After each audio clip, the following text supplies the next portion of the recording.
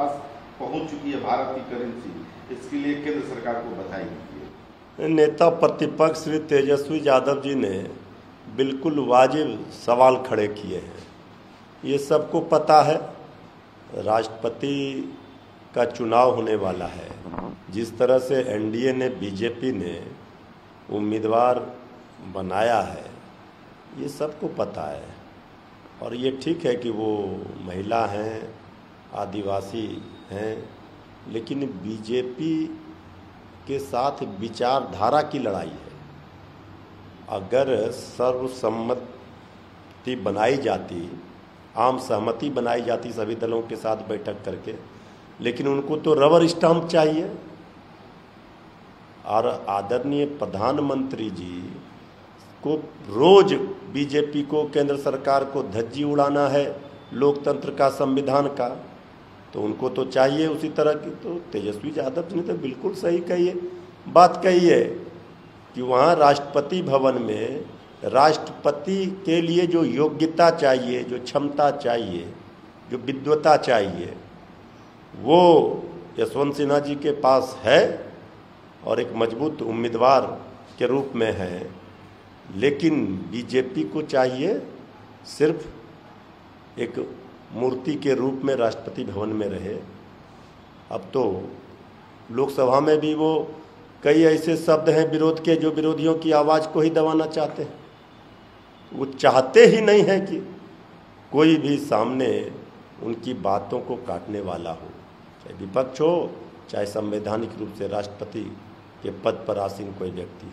Indian currency को भी लेकर के इसलिए तो बात, तो जो स्थिति है सरकार की हर ओर, तो ये तो स्थिति दिख ही रही है कि जापान के बराबर का, तो भूटान के बराबर का ये इंडियन करेंसी का जो स्थिति है, ये तो तेजस्वी यादव जी ने बिल्कुल वाजिब बात उठाई है और केंद्र सरकार को आईना दिखाया है बीजेपी सरकार को।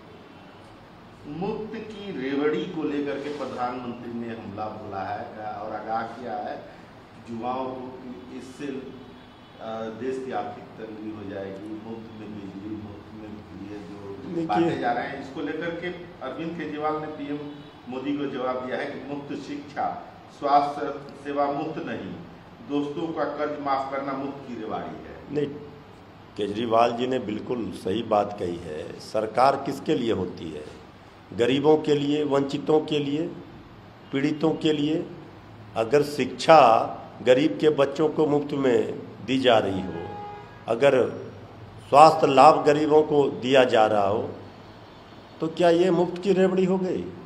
आदरणीय प्रधानमंत्री जी, आपकी नज़र, आपकी कृपा तो सिर्फ उद्योगपतियों और पूंजीपतियों के प्रति रहती है, इसलिए आपको उन गरीबों का शिक्षा दीक्षा, उनके भूख कैसे मिटेंगे, इसकी व्यवस्था की चिंता आपको नहीं रहती है, ये आपको रेवड़ी नज़र आती है।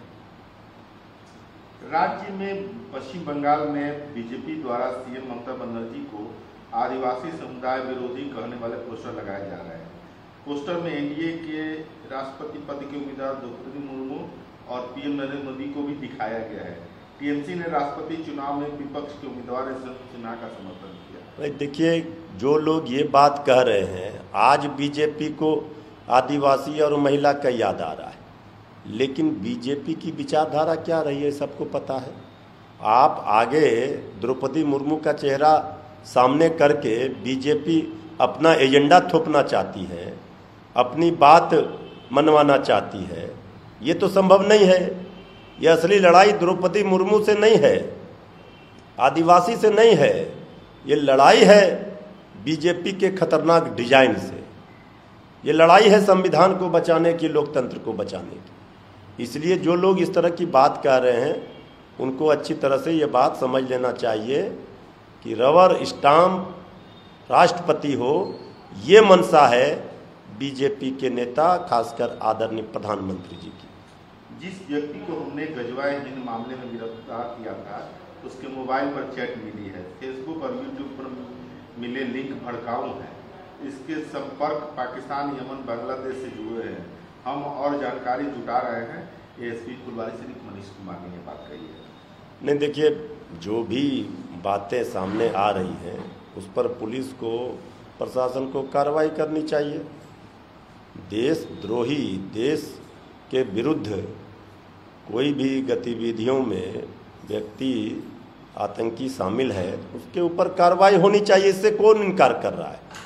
लेकिन बीजेपी जिस तरह हाय तौबा मचा रही है, सीनियर एसपी ने जब आरएसएस की तुलना कर दी और कहा कि उसी तरह का शारीरिक प्रशिक्षण वहाँ दिया जा रहा था, तो ये भी तो आरएसएस घृणा प्रोपगंडा फैलाती है, सांप्रदायिक सौहार्द बिगाड़ती है। तो इसमें बेचैनी बीजेपी को क्यों हो रही है? अगर सीनियर एसपी को हटाने की मांग बीजेपी ने की, कार्रवाई की, अभी तक तो कार्रवाई नहीं हुई। अगर कार्रवाई नहीं होती है, सीनियर एसपी को नहीं हटाया जाता है, तो क्या बीजेपी सरकार से हट जाएगी? बीजेपी के नेता जवाब दें।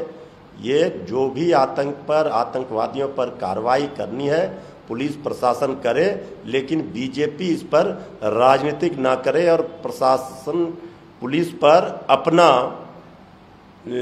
दबदबा ना दिखाए और पुलिस को डिमोरलाइज ना करे।